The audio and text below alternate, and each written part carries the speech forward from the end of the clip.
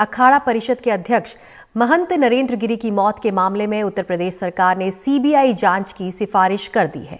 प्रयागराज में बागंबरी मठ के अंदर महंत नरेंद्र गिरी को भू समाधि दे दी गई। इसके पहले उनके पार्थिव शरीर की यात्रा संगम तट पर की गई, जहां उन्हें तीनों नदियों के जल से स्नान कराया गया। महंत नरेंद्र गिरी की मौत के मामले में उनके शिष्य आनंद गिरी और आद्या तिवारी को जेल भेज दिया गया है। कोर्ट से निकलते वक्त उनकी पिटाई की भी बातें कही जा रही हैं। महंत नरेंद्र गिरी ने अपने सुसाइड नोट में इन दोनों को ही आत्महत्या के लिए मजबूर करने का दोषी बताया था। देखिए हमारे सहयोगी कमाल खान की ये रिपोर्ट।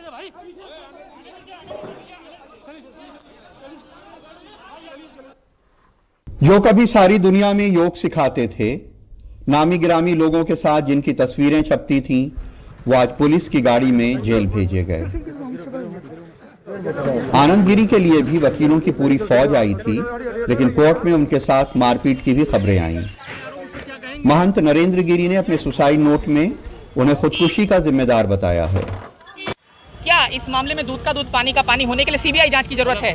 देखिए, जो भी जरूरत होगी, अभी पुलिस जांच कर रही है, एसआईटी गठित है और हमें लगता है हम लोग काफी कुछ तह तक हम पुलिस पहुंच रही है और उस पर कोई चीज बयान नहीं दिया जा सकता।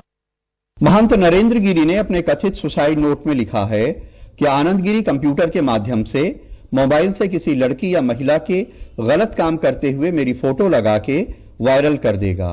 मैंने सोचा कहां कहां सफाई दूंगा, बदनाम हो जाऊंगा, इसलिए मैं आत्महत्या करने जा रहा हूं। मैं सुसाइड नोट को देखने के बाद मुझे इस बात का स्पष्टीकरण हो गया है कि ये सुसाइड नोट उनके द्वारा लिखे गए नहीं है। ये स्पष्ट है। क्या लग रहा है कि ये सुसाइड है कि नहीं, सुसाइड नहीं, ये साजिश है। आप पूरी तरीके से इस मान रहे हैं कि बिल्कुल ये साजिश है और सुसाइड नोट नहीं है। मतलब क्या उनकी हत्या की गई है? बिल्कुल उनकी हत्या की गई है। इसमें कौन कौन लोग हैं वो जांच के बाद सामने आए। नरेंद्र गिरी बड़े संत होने की हैसियत से इस देश के प्रधानमंत्री, राष्ट्रपति, यूपी के मुख्यमंत्री, डीजीपी समेत तमाम बड़े अफसरों से निजी तौर पे वाकफियत रखते थे। तमाम मंत्रियों से लेकर अफसर तक उनके पैर छूते थे। ऐसे में सवाल है कि आनंद गिरी की शिकायत उन्होंने किसी बड़े आदमी से ना कर खुदकुशी क्यों की?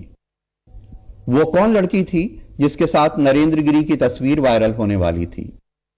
अगर कोई ऐसी तस्वीर है तो उसकी सच्चाई क्या है? अगर वो फांसी पे लटके थे तो पुलिस को सूचना क्यों नहीं दी गई? नरेंद्र गिरी का शव खुद फांसी के फंदे से क्यों उतारा गया?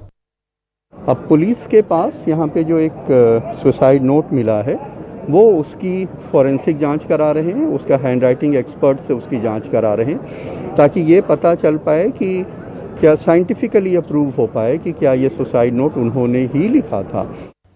सवाल सिर्फ नरेंद्र गिरी की मौत का नहीं है, सवाल ये भी है कि उनके सबसे प्रिय शिष्य से इस जानलेवा झगड़े की वजह क्या है। आनंद गिरी ने भी अलग अलग प्लेटफॉर्म पे नरेंद्र गिरी पे आरोप लगाए हैं। मिसाल के लिए नरेंद्र गिरी ने मठ की जमीन 40 करोड़ में बेच दी।